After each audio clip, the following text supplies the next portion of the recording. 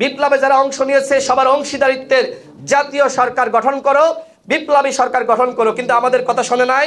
মাজা ভাঙ্গা ব্যক্তিবর্গ নিয়ে মাজা ভাঙ্গা একটি উপদেষ্টা পরিষদ তারা গঠন করেছে, যারা এখন দেশ চালাতে পারছে না। তাদের অবস্থা এমন হয়েছে, ছেড়ে দেমা কেন্দ্রে বাছি। আওয়ামী লীগ পাপিষ্ঠ রেজিম, মাজা ভাঙ্গা উপদেষ্টা পরিষদ দেশ চালাতে ব্যর্থ। ঝিনাইদহে রাশেদ খান, সুলতান আল এনামের ভিডিও চিত্রে দেখুন বিস্তারিত। আওয়ামী লীগ একটি পাপিষ্ঠ রেজিম, এই রেজিমকে নির্মূল করতে হবে। তাই সকল রাজনৈতিক দলের মধ্যে ঐক্য ধরে রাখতে হবে। শুধুমাত্র হাসিনার পতন হয়েছে, কিন্তু যতক্ষণ পর্যন্ত হাসিনার ফ্যাসিবাদ তন্ত্র ভেঙে খান খান না হচ্ছে ততক্ষণ বিপ্লবের সমাপ্তি ঘটবে না। আজ দুপুরে ঝিনাইদহ শহরের একটি রেস্টুরেন্টে যুব অধিকার পরিষদের আয়োজনে বৈষম্যহীন সম্প্রীতির বাংলাদেশ গঠনে তারুণ্যের ভাবনা শীর্ষক মতবিনিময় সভায় একথা বলেন গণ অধিকার পরিষদের সাধারণ সম্পাদক রাশেদ খান। তিনি আরও বলেন, সরকার গঠনের আগে জুলাই বিপ্লবের সহযোদ্ধাদের জাতীয় সরকার গঠনের আহ্বান জানানো হয়, কিন্তু তারা কথা না শুনে মাজাভাঙ্গা ব্যক্তিবর্গ দিয়ে মাজাভাঙ্গা উপদেষ্টা পরিষদ গঠন করেছে। তারা দেশ চালাতে পারছে না। আগামীতে আওয়ামী লীগের ডামি ও স্বতন্ত্র কোনো প্রার্থীকে নির্বাচন করতে দেওয়া হবে না বলেও হুঁশিয়ারি দেন তিনি। আওয়ামী লীগ কোনো দল না, আওয়ামী লীগ একটি রেজিম, একটি পাপিষ্ঠ রেজিম। এই রেজিমকে আমাদের নির্মূল করতে হবে। এই ঝিনাইদহ জেলাতে আওয়ামী লীগের যে সকল অপরাধীরা ছিল, যারা অন্যায় করেছে, অপরাধ করেছে, নির্যাতন করেছে, নিপীড়ন করেছে, গুম করেছে, খুন করেছে, তাদেরকে আপনারা দেখতে পেলেই পুলিশের হাতে তুলে দিবেন। আওয়ামী লীগের সাথে কোনো আপোষ করা যাবে না।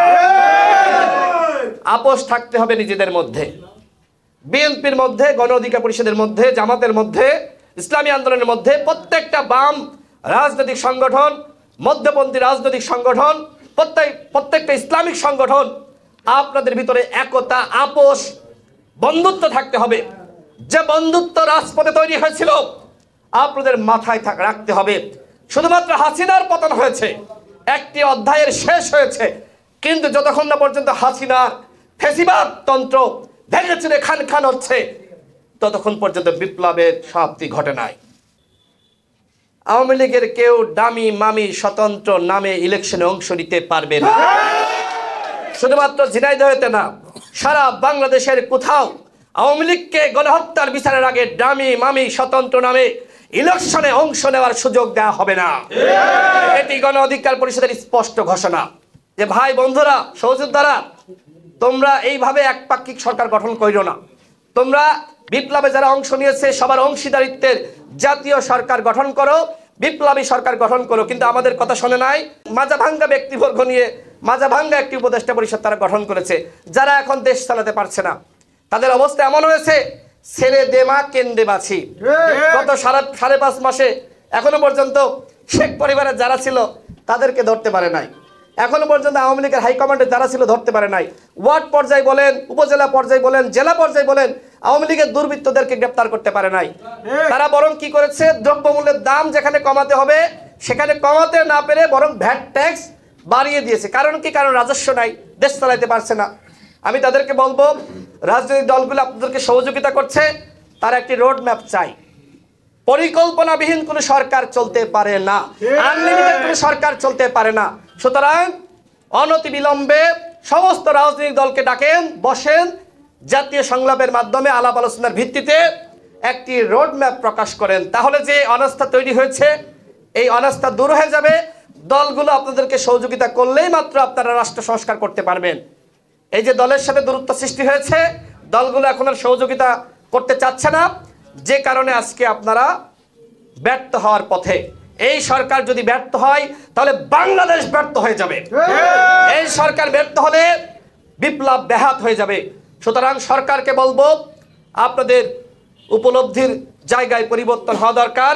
দলগুলোর সাথে সম্পর্ক তৈরি করুন। যেমনিভাবে 5 আগস্টের পরে দলগুলো আপনাদেরকে সরকার গঠন থেকে শুরু করে প্রত্যেকটা কাজে সহযোগিতা করেছে, আপনারা যদি দলগুলোর সাথে সম্পর্ক আবার বাড়ান তাহলে এই সহযোগিতা সবসময় অব্যাহত থাকবে। আপনারা ন্যূনতম রাষ্ট্র সংস্কার করতে পারবেন। কিন্তু নির্বাচনের প্রসঙ্গ আপনারা এড়িয়ে গিয়ে আপনারা আরেকটি ফখরুদ্দিন, মঈনুদ্দিন হওয়ার চিন্তা করলে আপনাদের পতন কিন্তু ওদের মতনই হবে। আমরা চাই না কোনো আন্দোলন করে আপনাদের নামানো লাগুক। তার আগেই আপনারা একটি রোড ম্যাপ ঘোষণা করুন আপনাদের পরিকল্পনা প্রকাশ করুন। গণ অধিকার পরিষদ সরকারের সাথে রয়েছে, সরকারকে সহযোগিতা করবে। অন্যান্য সকল দলকে বলবো আপনারা সরকারকে সহযোগিতা করুন। মত বিনিময় সভায় ঝিনাইদহ জেলার গণ অধিকারের সভাপতি সাখাওয়াত হোসেন, সাধারণ সম্পাদক ইকবাল জাহিদ চৌধুরী, যুব অধিকারের সভাপতি রাকিবুল ইসলাম, সাধারণ সম্পাদক আল সোহাইব মেরাজ সহ অন্যান্যরা বক্তব্য রাখেন। আল জাবের, বিজেটিভি, ঝিনাইদহ।